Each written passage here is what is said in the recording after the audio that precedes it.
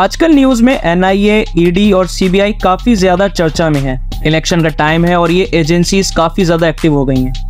चलिए जानते हैं एनआईए, ईडी और सीबीआई में डिफरेंस क्या है और ये किस तरह से काम करती है। सीबीआई यानी central bureau of investigation government department में फ्रॉड, स्कैम और ब्राइबरी जैसे केसेस को डील करने के लिए बनाया गया। इसकी ओरिजिन वर्ल्ड वॉर 2 में वॉर एंड सप्लाई डिपार्टमेंट में ब्राइबरी और करप्शन केसेस को इन्वेस्टिगेट करने के लिए बनाई गई थी, जिसे तब स्पेशल पुलिस एस्टेब्लिशमेंट के नाम से जाना जाता था, जिसके बाद 1946 में इसका नाम बदलकर दिल्ली स्पेशल पुलिस एस्टेब्लिशमेंट कर दिया गया। 1 अप्रैल 1963 को ऑफिशियली इसका नाम सेंट्रल ब्यूरो ऑफ इन्वेस्टिगेशन कर दिया गया। इसमें तब के समय में सभी इकोनॉमिक ऑफिसर्स के साथ साथ मर्डर, किडनैपिंग, टेररिज्म जैसे केस भी इन्वेस्टिगेट किए जाते थे। आज के समय में भी सीबीआई हर केस इन्वेस्टिगेट कर सकती है और उसके लिए उन्हें कंसर्न स्टेट गवर्नमेंट की परमिशन लेनी पड़ती है। इंटरपोल यानी इंटरनेशनल पुलिस का डायरेक्ट कॉन्टेक्ट इंडिया में सीबीआई से भी होता है। ये department ministry of home affairs के अंदर आता है। ईडी यानी एनफोर्समेंट डायरेक्टरेट को 1956 में फॉरेन एक्सचेंज रेगुलेशन एक्ट 1947 के तहत फॉर्म किया गया, जिसका काम था एक्सचेंज कंट्रोल लॉ वायलेशन को हैंडल करना, जिसे तब एनफोर्समेंट यूनिट कहा जाता था। ये मिनिस्ट्री ऑफ फाइनेंस का फेडरल एजेंसी है। हाल ही में 2024 लोकसभा इलेक्शन से पहले ईडी ने कई अपोजिशन पार्टीज लीडर्स के घर पे छापे मारे और हिस्ट्री में पहली बार एक सिटिंग सीएम अरविंद केजरीवाल को भी गिरफ्तार किया। ईडी के पास पीएमएलए के तहत इकोनॉमिक क्राइम्स, फाइनेंशियल फ्रॉड और टैक्स चोरी जैसे केसेस को इन्वेस्टिगेट करने की पावर है